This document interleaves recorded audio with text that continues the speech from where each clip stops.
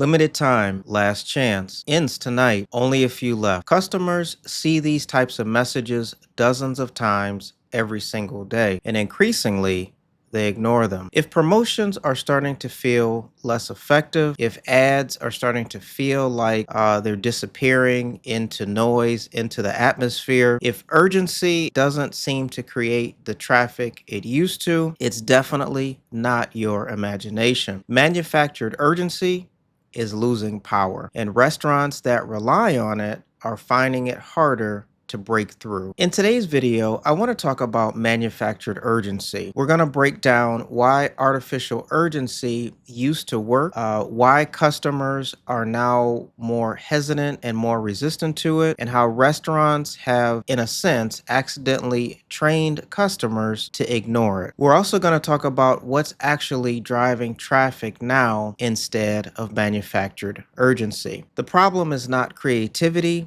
The problem is changing customer psychology. Let's get into the video.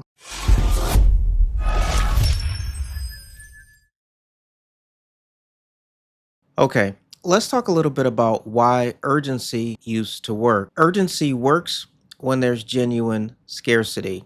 See, when customers encounter a true constraint, maybe limited seating or a short seasonal window or a true one-time event, the brain reacts.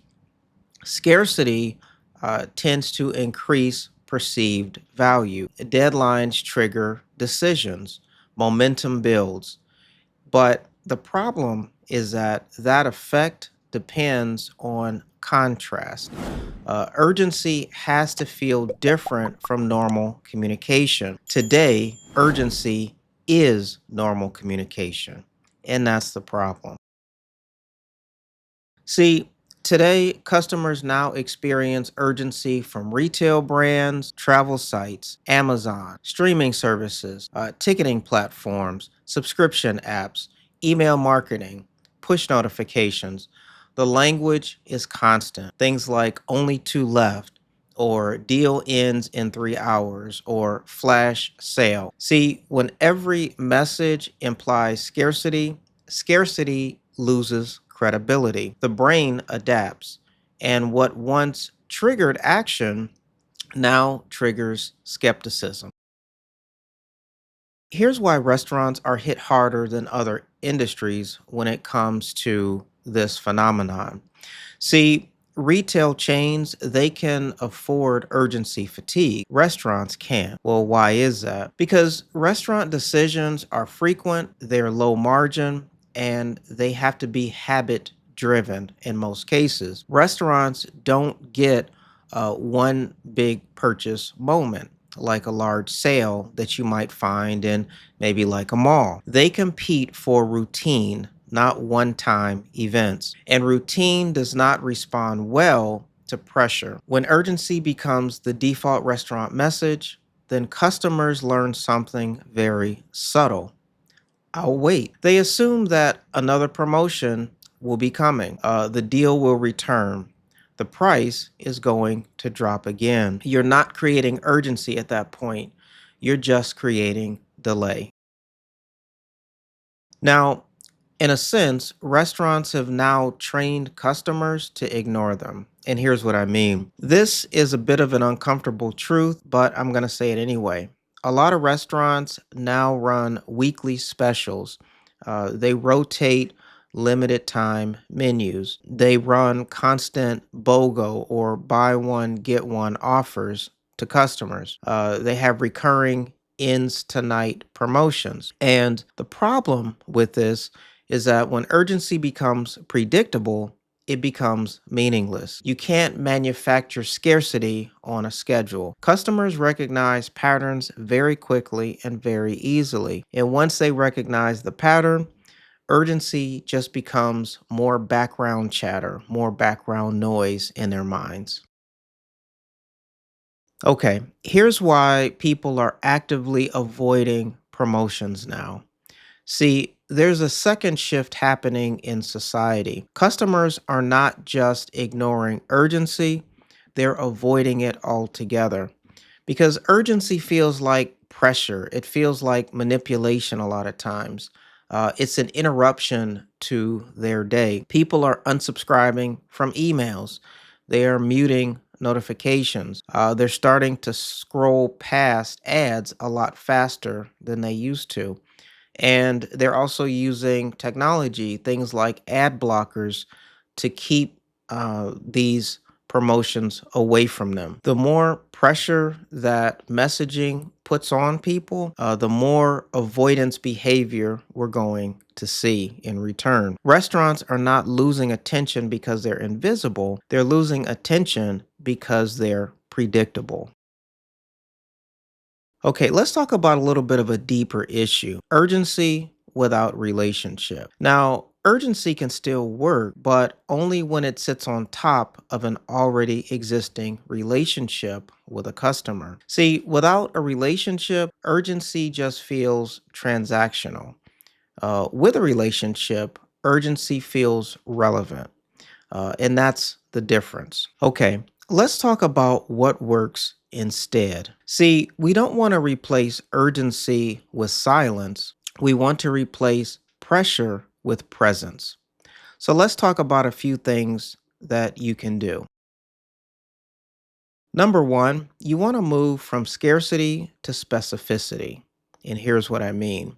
Instead of saying limited time offer, try here's exactly why this matters tonight. Specificity creates credibility in the minds of your diners. For example, something like the chef is testing something new tonight, or we have a new small batch ingredient that just arrived, or we have a specific live event tied to this evening's dinner service. The more real that reason is to people, then the less it's going to feel like it's been manufactured. Scarcity should be tied to reality, not to marketing cycles.